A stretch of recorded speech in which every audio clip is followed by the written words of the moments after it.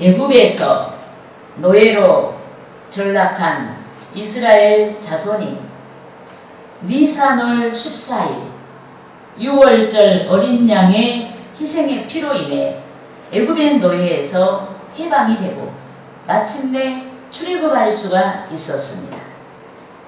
그런데 하나님께서 이스라엘 자손에게 니산월 15일부터 그러니까 6월절 다음 날부터 7일 동안 집안의 누룩을 완전하게 제거하고 또 누룩 없는 떡, 즉 무교병을 먹으며 무교절을 지키도록 하셨습니다. 여기서 무교병이란 예수 그리스도를 상징합니다. 성결하신 그리스도, 고난받으신 그리스도, 생명 되신 그리스도를 상징합니다. 또 무교병이란 그리스도를 믿는 성도들에게 요청되는 구별된 삶을 상징합니다. 한편 오늘 본문에서 무교절 다음 절기 맥주절에 대해 말씀하고 있습니다. 맥주절을 어떻게 지켜야 하는지에 대해 말씀하고 있습니다. 그런데 맥주절 규례에는 복음이 투영되어 있습니다. 복음의 뜻이 있습니다. 그러므로 저는 맥주절에 투영된 복음이란 제목으로 맥주절 규례에 나타난 복음에 대해 알아보고 성도 여러분과 함께 은혜를 나누고자 하는 것입니다. 할렐루야.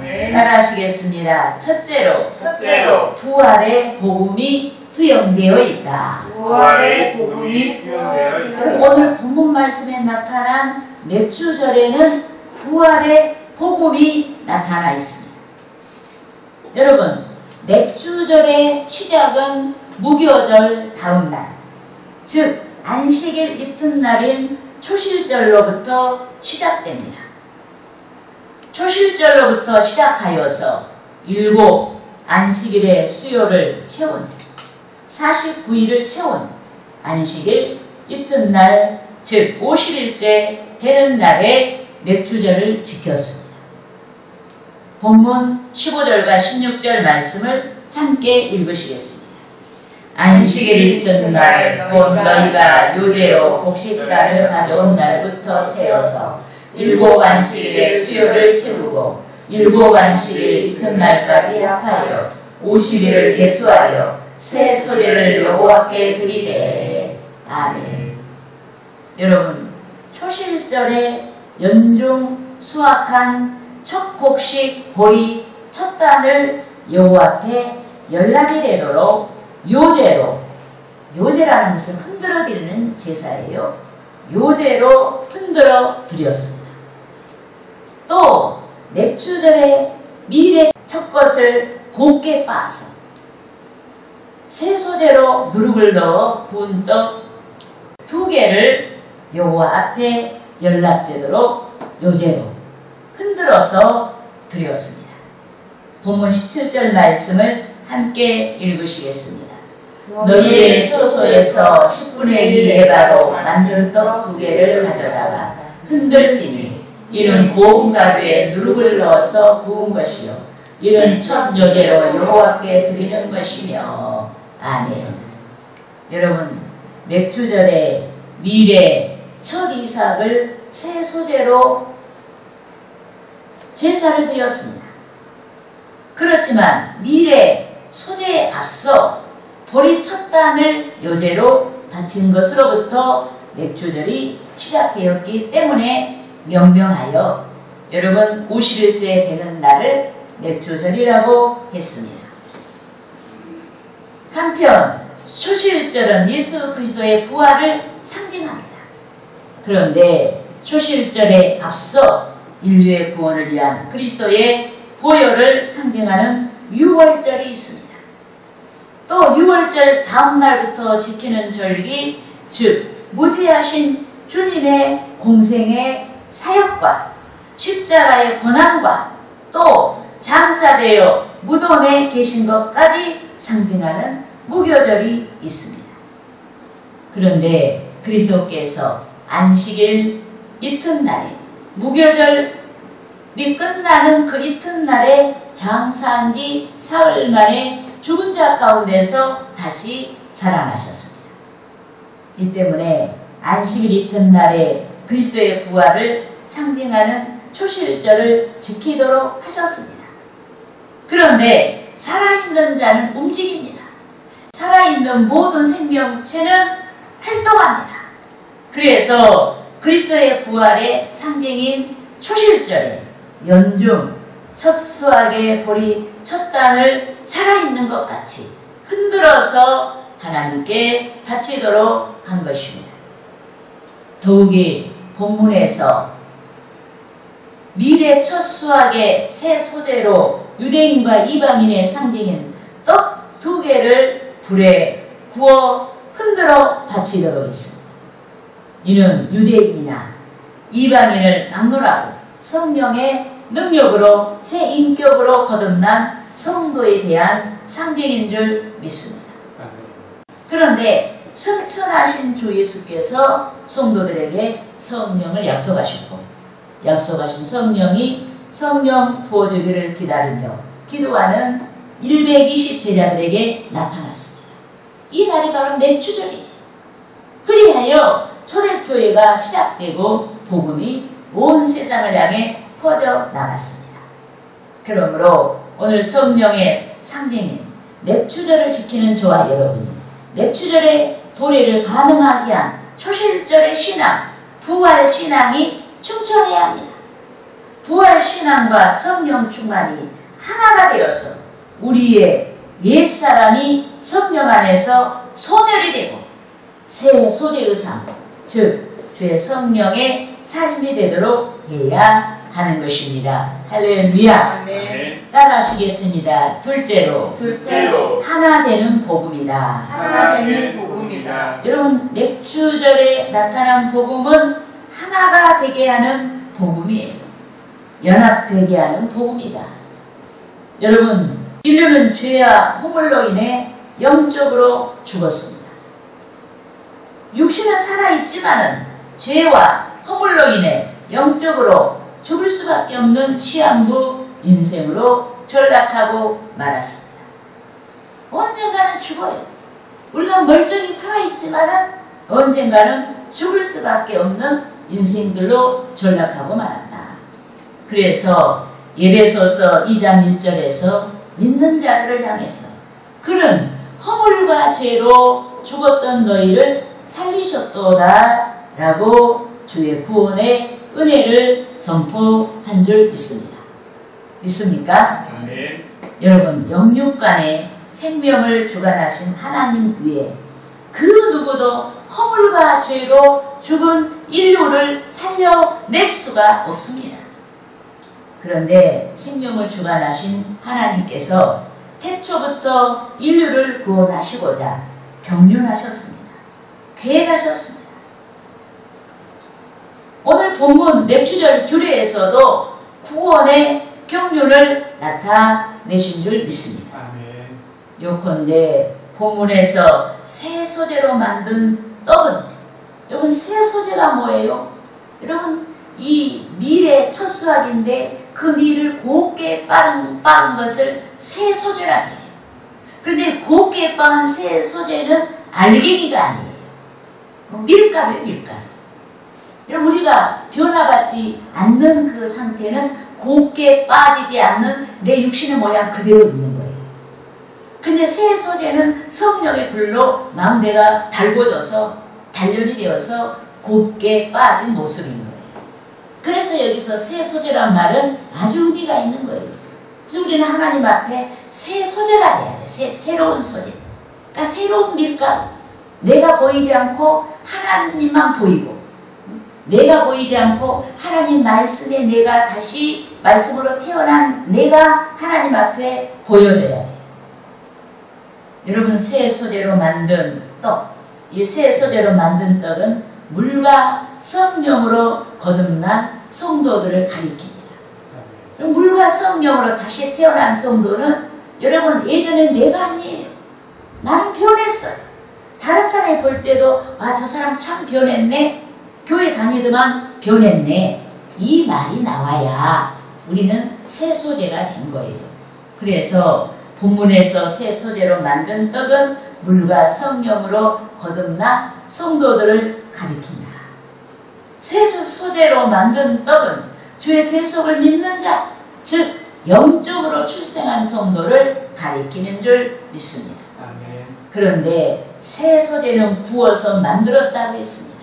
이는 성령의 불과 성령의 간섭으로 인해 속사람이 새롭게 된 자를 가리키는 줄 믿습니다. 아멘. 우리 속사람이 새로워져야 돼요. 우리가 여러분 성령 받았다고 해서 우리의 육신의 모습이 변하는 건 아니에요. 우리의 육신의 모습은 그대로 있어요. 그러나 우리가 성령 받고 새로운 새 소재가 되면 우리의 마음가짐, 생각이 변하는 줄 믿습니다. 아멘. 여기서 새롭게 된 자, 새 소재는 새롭게 된 자를 가리키는데 새롭게 된 자는 주의 성령의 생명을 받은 자예요. 구원받기 전에 옛사람을 고집하지 아니하는 자인 줄 믿습니다. 아멘. 여러분 새 소재가 되지 아니한 사람은요, 자기의 어떤 그 생활 가운데 사용하는 언어가 항상 자기 중심이에요. 나는 이래야 되는데, 나는 이러는데, 나는 어째, 나는 뭐해. 맨날 내가 자기 중심이 돼 있어요. 그런데 새 소재, 내가 성령 안에서 내가 변하면은 내가 나라는 말이 없어져요. 예. 어떤 말을 하겠어요? 아, 지금 예배 시간이야. 나 빨리 가야 돼. 나 내일 주의 날이니까 오늘 저녁에 옷은 무엇을 착용하고 하나님 앞에 갈까? 철저하게 준비하는 거예요. 내가 지금 해야 될 일이 산더미같이 많아도 주의 날까지 자기 날처럼 아주 교만하고 건방지게 자기 날처럼 사용하려고 하지 아니하고 내일은 주의 날인데 내가 주의 날을 내가 함부로 경솔하게 여기면 안 되지. 일찍 일어나야지. 그리고 일찍 출발해야지. 내가 만왕의 왕이신 하나님 앞에 예배가 주께 절하는 거예요. 예배가 주께 인사하러 오는 거예요. 아니 내가 시간이 있는데 미리미리 가서 마음을 정돈하고 정말로 세상의 여러 가지 잡다한 그 생각을 다 떨쳐버리고 하나님께 예배해야 되겠다. 예, 할렐루야. 그러한 자세로 하나님께 나온다 이 말이에요. 절대 나라는 것을 나 피곤한데 나 잠을 더 자야 돼. 나 어째 뭐 이런 생각 안 해요. 나 저 돈 벌러 나가야 되는데 이런 말도 안 해요. 오직 하나님께만 영광 돌리게 되는 줄 믿습니다. 이것이 새 소재로 여러분 변화받은 자들이다. 예, 믿습니까? 아멘. 여러분 본문 10절 말씀을 함께 읽겠습니다. 제사장은 그 첫 이삭의 떡과 함께 그 두 마리 어린 양을 여호와께 흔들어서 요제를 삼을 것이요 이것들은 여호와께 드리는 선물이니 제사장들에게 드릴 것이며. 아멘. 여러분 미래 첫 이삭의 떡은 성령 받은 자를 상징하고 또 두 마리 어린 양은 주의 대속에 대한 상징입니다. 이 때문에 성령 받은 자는 항상 주의 대속을 기억하고 주께서 십자가에서 고난 당하셔서 우리를 구원하신 그 은혜를 기억하고 또 주의 대속을 믿는 자는 항상 주의 성령을 사모하는 줄 믿습니다. 아멘. 왜 주의 대속을 믿는 자가 성령을 사모할까요? 아니 내가 주의 대속을 믿는다는 것은 주님이 나의 허물과 죄 때문에 돌아가셨다는 사실을 믿는 것인데 그 사실을 믿는 자들이라면 어찌하든지 하나님의 뜻대로 살고 싶은 거예요. 하나님께 영광 돌리고 싶은 거예요. 그런데 자신에게 너무 한계가 있어요. 여러 가지 게으름의 문제, 그리고 너무 고집이 세고 자기를 주장하고 자기가 가슴에 도용이 서럽고 생각하면은 하나님께 영광이 되지 않는 부분이 너무나 많아요. 예. 그렇기 때문에 주의 대속을 믿는 자들은 당연히 여러분 성령을 사모하는 줄 믿습니다. 성령께서 나에게 오셔서 능력을 주셔서 내가 변화받기를 원하고 성령을 사모하는 줄 믿습니다. 아멘. 그런데 우리는 맥주절에 나타난 성령의 상징에서 하나 되게 하는 능력을 발견할 수가 있습니다. 유대인과 이방인을 상징하는 떡 2개에서 하나 되게 하는 능력을 발견할 수가 있습니다. 믿습니까? 여러분, 떡 2개에서 상징하듯이 하나님께서는 유대인과 이방인을 차별하지 아니합니다. 오직 하나님께서는 성령 안에서 유대인이나 이방인들을 막론하고 하나 되게 하시는 줄 믿습니다. 남녀노소를 막론하고 하나 되게 하시는 줄 믿습니다. 남녀를 차별하지 않아요. 빈부와 지혜구화를 막론하고 차별하지 아니하시고 하나 되게 하시는 줄 믿습니다. 하지만 누구든지 성령 충만하지 아니하며 또 누구든지 성령으로 변화받지 아니하면 하나 될 수가 없습니다. 왜 하나 될 수가 없어요? 성령 충만하면은 나라는 자아가 내 마음속에서 살아 움직여서 자꾸 복음하고 마찰을 일으켜요. 그 복음이 나를 괴롭게 해요. 그래서 하나 되게 할 수가 없는 거예요. 예컨대 초대교회 성도들이 대속의 복음을 믿는 일에 하나 되었다고 하면서 변화받지 아니한 까닭에 빈부를 차별했습니다. 이 때문에 야고보 사도가 차별의 폐단을 지적하고 그들의 소위, 그들의 행동을 돌아보도록 권면한 줄 믿습니다. 여러분 따라하시겠습니다. 야고보서 2장 야고보서 2장 1절에서 4절 말씀 내 형제들아 영광의 주 곧 우리 주 예수 그리스도에 대한 믿음을 너희가 가졌으니 사람을 차별하여 대하지 말라. 만일 너희 회당에 금가락지를 끼고 아름다운 옷을 입은 사람이 들어오고 또 남루한 옷을 입은 가난한 사람이 들어올 때 너희가 아름다운 옷을 입은 자를 눈여겨보고 말하되 여기 좋은 자리에 앉으소서 하고 또 가난한 자에게 말하되 너는 거기 서 있든지 내 발등상 아래 앉으라 하면 너희끼리 서로 차별하며 악한 생각으로 판단하는 자가 되는 것이 아니냐. 여러분, 가난한 자들은 부한 자들에 비해 더욱 하나님의 나라를 사모합니다. 하나님의 나라를 사모하다가 자기도 모르는 사이에 믿음에 부요한 자들이 되고 하나님의 나라를 풍성하게 상속받게 되는 줄 믿습니다. 그러므로 우리가 육신의 생각으로 판단하지 말아야 됩니다. 육신의 생각으로 차별하지 말아야 됩니다.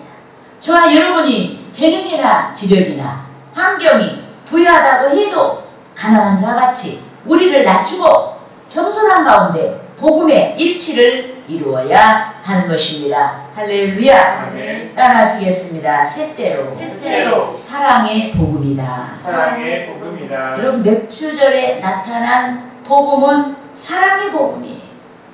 여러분, 번제, 속제제, 화목제, 소제가 맥주절의 성회 때 풍성하게 하나님께 드려졌습니다.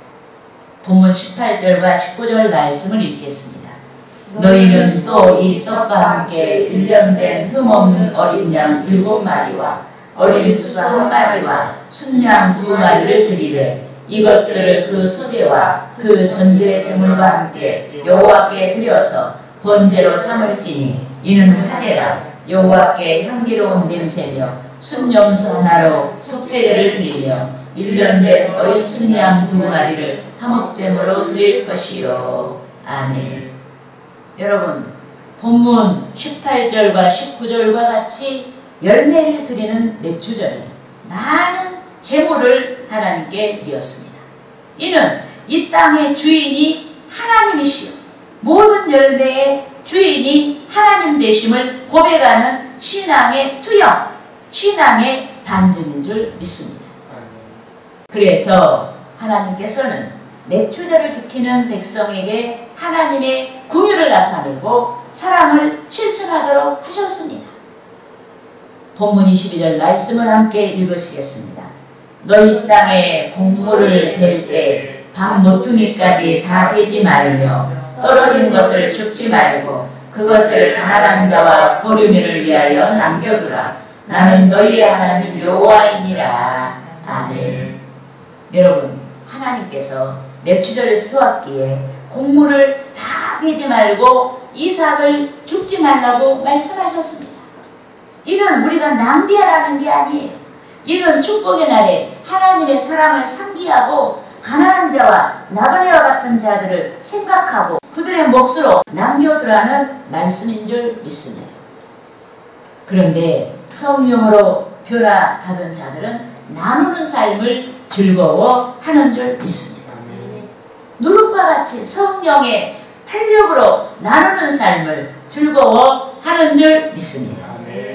본문 17절 말씀 중에서 유일하게 오늘 본문 17절 말씀 중에 유일하게 성령의 상징인 맥주절에 새 소재로 구워 만든 떡 2개에 누룩을 넣도록 하였습니다. 이건 획기적인 말씀이에요. 죄의 파급의 상징이 아닌 성령의 영향력으로 말미암은 상징이기 때문에 오늘 맥주절에 떡을 여러분 새 소재로 만들어서 바친 이 떡에 누룩을 넣도록 한 것입니다. 그런데 성령의 상징으로서 누룩은 거룩한 행실을 가리킵니다. 성령의 활력으로 말미암은 착한 행실을 가리킵니다.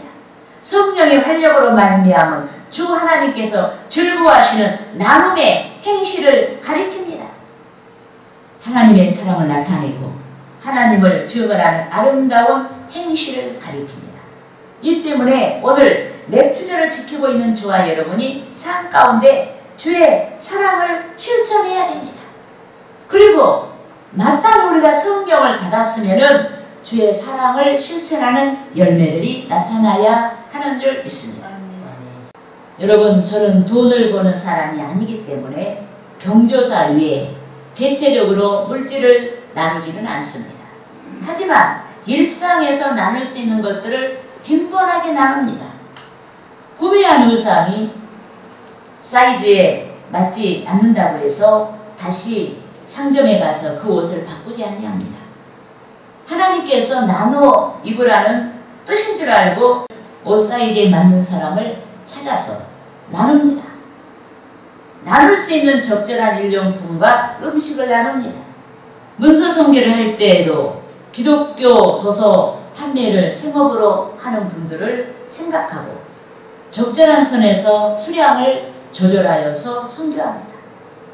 기독교 관련 물품을 구매할 때 값을 깎아야겠다고 생각을 했어도 파는 이가 11조를 해야 하는데 하고 제시한 값을 받아야 된다고 하면은 그대로 지불합니다.